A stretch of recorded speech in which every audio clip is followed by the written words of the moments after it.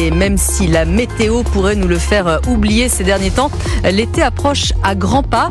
Alors pour les professionnels du tourisme, eh bien, le recrutement des saisonniers est un enjeu majeur pendant ce mois de mai. Un peu partout se multiplient les forums, les rencontres et des événements pour trouver des profils de jeunes disponibles pendant les vacances et qui souhaitent travailler.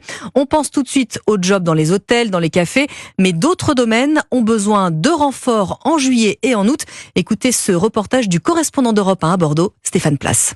Commerce, logistique, agriculture, aide à domicile, restauration, hôtellerie évidemment, et dans les salons de l'hôtel de ville de Bordeaux, de nombreux jeunes, étudiants pour la plupart, venus déposer leur CV pour décrocher l'une de ces 1500 offres d'emploi saisonniers. Alors je n'ai pas d'expérience particulière, je suis étudiante. Femme de chambre, on ne recherche pas d'expérience. Pour la plonge non plus, tout ce qui est commis de cuisine, on ne recherche pas d'expérience. Un job d'été pour faire face à une inflation qui n'épargne évidemment pas ses étudiants. Si je peux me faire un petit peu d'argent cet été en plus, couvrir un peu le loyer. La rémunération pendant le job d'été, c'est ce qui nous permet de vivre limite tout le reste de l'année. Corinne Esquirol d'Info Jeunes Bordeaux qui organise ce forum job d'été. Depuis l'après-Covid, on voit une tendance où les jeunes sont à la recherche d'un job, certes pour financer des études, un permis ou des vacances, mais ne veulent pas forcément y consacrer les 2 mois d'été, alors que les employeurs, le minimum justement, c'est pouvoir travailler juillet-août, voire plus. Autre évolution remarquée par les organisateurs, de plus en plus de candidatures de lycéens, d'adolescents mineurs qui espèrent aussi décrocher un job d'été. Bordeaux, Stéphane Place, Europe 1.